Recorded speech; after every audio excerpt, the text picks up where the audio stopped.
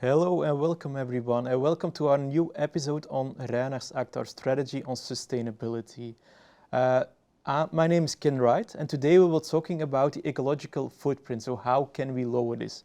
For this I invited Guillaume Nedam, which is the project lead on this topic, but maybe first let's go to a small introduction on Reynaers Act, what it is. Reynaers Act is actually our global or holistic strategy on sustainability, which consists out of 4 pillars. How can we contribute more to sustainable buildings? How can we come up with more or better circular products? How to be a caring company, and how can we reduce our ecological footprint? And that will be the focus of today. When we look at it in an image, or when we see the strategy at a glance, at the left-hand side you see what are we doing actively as a company, and at the right-hand side you see what is the impact we want to make. As a company, we want to be a caring company, we want to put the people centrally. As you know, we're an engineering company, so we want to engineer our products from the design that we can include as much as sustainability as possible to have circular products. And we want to have an active sourcing strategy so that we can lower our CO2 impact. But for this, I invited Guillaume, so thank you, Guillaume, for coming or for joining us. Could you maybe introduce yourself? What is your function? How long are you working with Reynaers? And what means sustainability to you on a personal level and on a professional level? Hi Ken, thank you. So my name is Guillaume Nedam. I've been working for 4 years for Reynaers Group, and I do have 3 different functions at Reynaers. First of all, I'm in charge of some transformation project within operation. Second of all, I oversee the operation of France for Reynaers Aluminium France and Forster France. And last but not least, I have the privilege to be in charge to rolling out our operational plan for sustainability. What does that mean personally? I think that sustainability is one of the, or let's say reducing our carbon footprint is one of the biggest challenge of our time. We had several revolutions in the past. I think this one is a quite challenging one, and with a lot of things at stake. My personal opinion on that one is we can deny it, we can cry about it.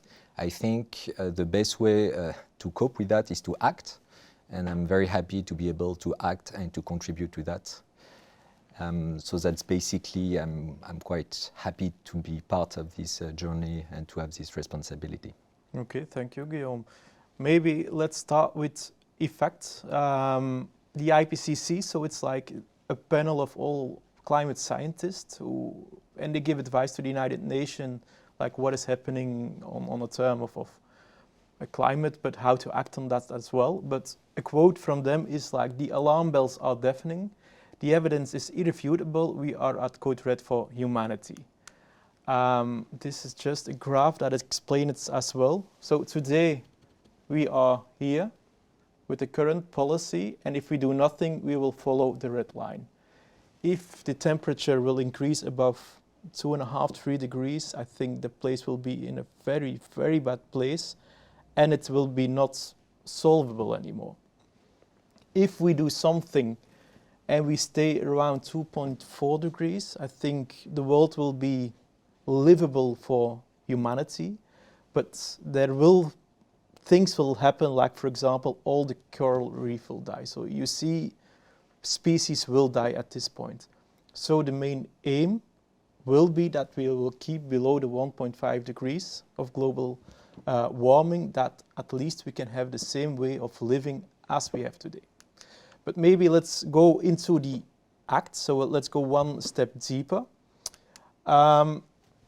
Act 1 and 2 is about reducing our CO2 footprint, and we'll do this via the science-based targets. But maybe, Guillaume, could you explain very briefly what are the science-based targets, for example? So science-based targets, everything starts in 2015 with the Paris Agreement, when every nation, every state committed to reduce their carbon footprint to limit the global warming to the 1.5 degrees.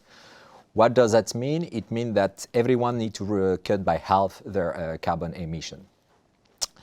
Afterwards, everyone to do their share of work. So every organization, every private companies need also to act upon. In order to do so, the United Nations as well as the YYF created a framework to support the company to be able to define their plan and to set targets at company organization level. And therefore, the ambition is also for all those stakeholders to reduce their carbon emission by 50% by 2030. Okay. But yeah, science-based targets, okay, what's in a name? It's a name, but there is science-based in it. What does this mean actually? So everything starts, it's like some kind of accounting exercise. First of all, you need to know where you start from. Mm-hmm. So basically, it's called the baseline. So this is our existing carbon footprint. Then you need to define what is your ambition and what are the measurable action you can take in order to reach this objective. In my opinion, it's a very interesting way of working because, okay, now everyone wants to work on sustainability, mm-hmm. but we can have some kind of organizational burnout, try to tackle every topics. Through this methodology and this science-based approach, we can actually focus on the most impactful items.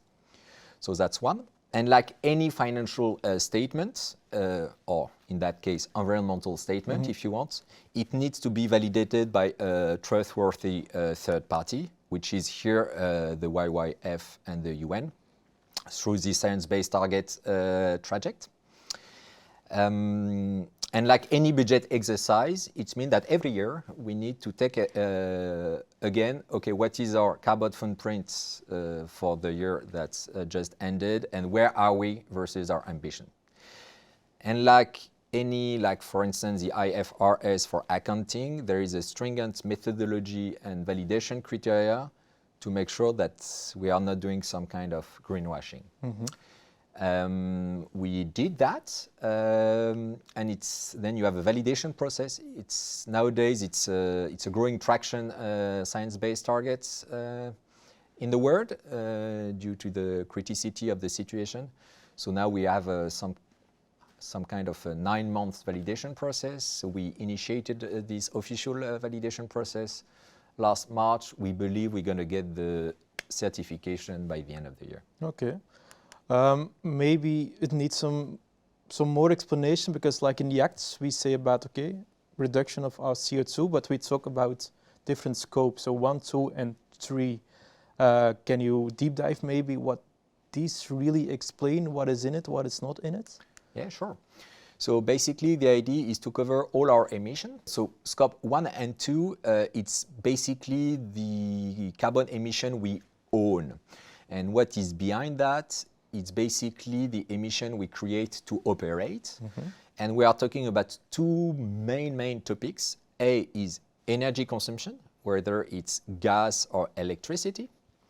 And B, the most important topics is our business car fleet. Mm-hmm. So this is basically our scope 1 and 2. And for scope 3, it's basically everything which is related to purchasing material and all our inbound and outbound freight. So purchasing aluminium, purchasing of steel, purchasing of accessories, and freight is all the transport we need mm-hmm. to get our product to our facilities and all the transport we need to push the product to our consumer. Okay. I can imagine, like you said before, it's like an auditing process of like an accounting process. I can imagine that Reynaers already did the exercise. Could you maybe, we put, I think, a summary here on the screen, but can you take us through it? Yeah. So first of all, as I mentioned, the first step is to define our baseline. Mm-hmm. So the baseline for the Reynaers Group is 2019. It's our standard reference year. And the baseline is 280,000 tons of CO2. And basically, behind that, you have to understand that we cover 95% of our business. This is what is required with the science-based mm-hmm. targets, and the idea behind is to have something which is representative enough. how is it structured? So for scope 1 and 2, it's round about 3% of our total carbon footprint, whereas scope 3, it's 96.3%. Basically, why do we discriminate those two? I explained to you what is behind. We have a quite stringent ambition for scope 1 and 2 because it's our direct emission what we own. So just to make it clear, the ambition is to reduce by 46% in absolute this carbon footprint. What does that mean? It means that no matter our growth between now and 2030, we need to reduce, or our carbon footprint for our direct emission need to be cut by 46% by 2030. We need to be able to absorb our growth for our direct emission. Okay. So it's a small percentage of our total carbon footprint, but the stake is quite high. All right. For scope 3, so everything related to purchasing material and inbound and outbound freight and so on and so forth, we are talking about a relative target. And the relative target is 55%. What does that mean? In fact, it means, and I'm going to try to make it simple, if we sell 1,000 euros of product today, and we have a carbon footprint for those 1,000 euros of products, we need, for the same 10,000 euros of product that we will sell by 2030, to cut it by 55%. Okay. What is the idea behind? Is that at the end of the day, worst case scenario, the carbon footprint for scope 3 in 2030 is not higher than what it was in 2019. Okay. And why is that so? In fact, we have a purchasing strategy. We can discuss with our different stakeholders, but we do not own those emissions. It is at our extrusion side, it's at Hydro side, it's at ArcelorMittal side, it's at our freight transport company side. We need to have A, a good purchasing strategy, and B, to be able to engage those stakeholders so they reduce their direct emission, their own scope 1 and 2. And maybe can you give some examples, like scope 1, 2, and 3? What are like the initiatives that are planned, how we can reduce the CO2 impact? Sure. So if we talk about scope 1 and 2, as I mentioned, we are mainly talking about energy and business cars. So we have 3, 4, let's say, key items. First of all,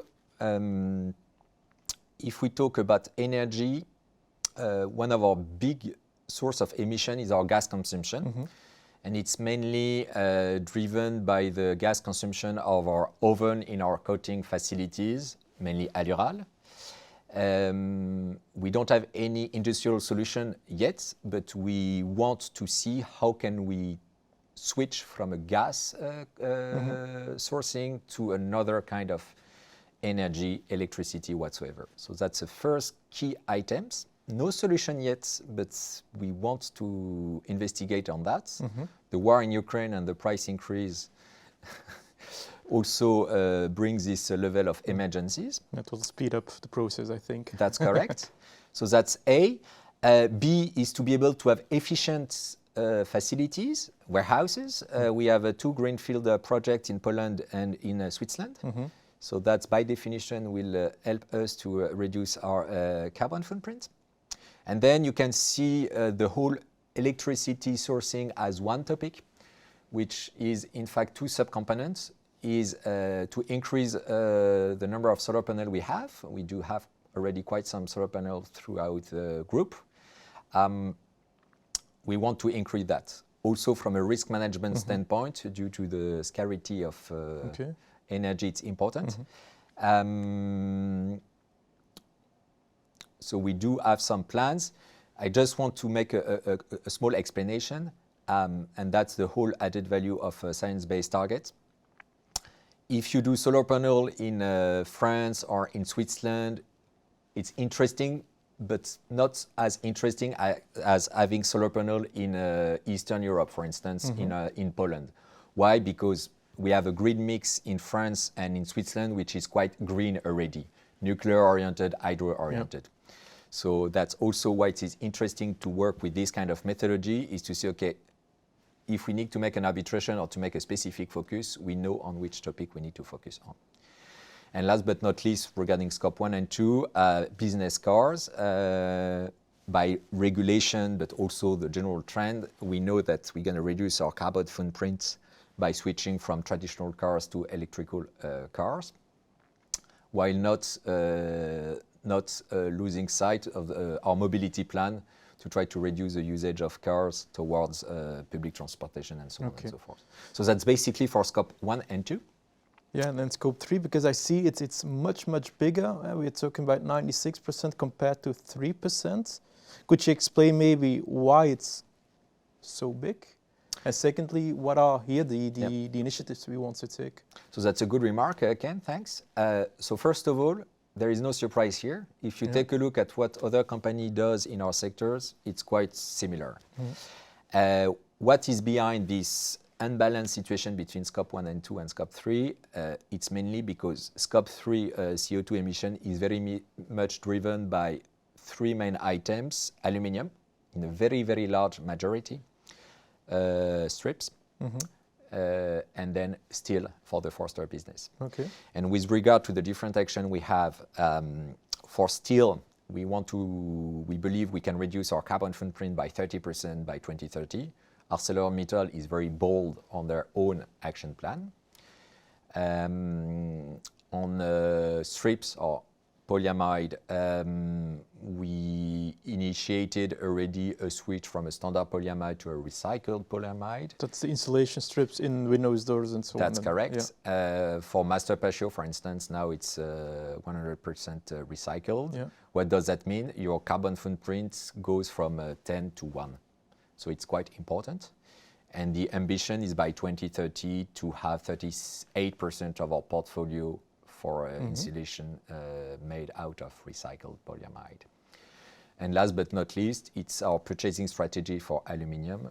So basically what we see here on the slide is basically the different step between, here it's 2020 up to 2030. How do we reduce our carbon footprint for aluminium? In fact, we have three kinds of sourcing. One is recycled aluminium. That's the most interesting one from an environmental standpoint. B, we have low carbon aluminium. So what does low carbon aluminium mean? Low carbon, it's like a primary aluminium. But the difference between those two is the energy we use to get the billet. Because the carbon footprint of aluminium is very much driven by the electricity used to get the billet. Okay. If you use a coal mix to get your billet, you're going to have a very bad carbon footprint. Whereas if we use more hydro or nuclear mix, we have a way better carbon footprint. And this is what is behind low carbon. So low carbon aluminium comes mainly from Europe, mainly Western Europe. And that's basically what we try to increase through times. You can see that in 2030, we still have some standard primary aluminium because like we are living today with a scarcity of material, we know that in order to serve our customers, we'll still have a limited amount of standard primary aluminium.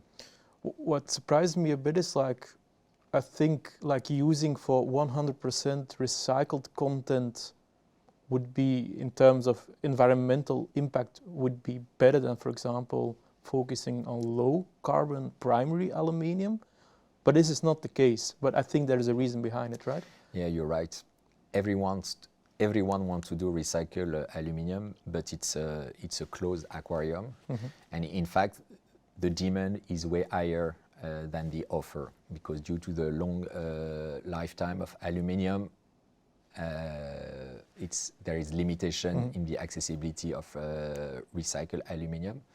And in fact, at the end of the day, what is important is that the aluminium available to be recycled is used, and that's the case today. So, and basically, if we look at Europe, we believe that only 56% recycled aluminium will be available to serve the market. So that's why also we believe we need to limit our ambition, because even though we would, we cannot get 100% of recycled content. But the focus will be then on low carbon primary aluminium next to the recycled. So we focus on securing recycled aluminium, and we have some discussion with suppliers to source this recycled aluminium, but it's a fierce competition, to be frank. And then indeed, for the remaining part is to make sure that we can get low carbon aluminium. Okay, sounds like a plan to me, but maybe let's talk about the last act concerning our CO2 impacts that we want to get. It's like the Act 3 is improve our environmental management systems. I think we are talking about ISO certification, but maybe you can elaborate on these management systems as well, like what's the plan, what we want to do with them.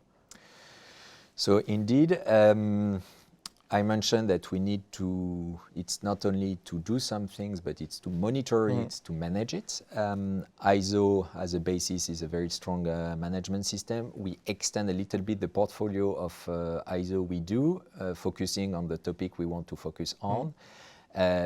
Two key ISO norms regarding to environment and energy consumption is ISO 14001 and ISO 50001. So for ISO 14001, we do have that for nowadays for our campus here in Belgium and for Switzerland. And we want to keep extending this ISO to our other facilities. For ISO 50001, our headquarters here in Belgium is certified. What is behind that, and maybe it's worth doing a small focus on that to understand behind the name and the norm, what does that mean? Okay, it's a lot of initiative to reduce our energy footprints.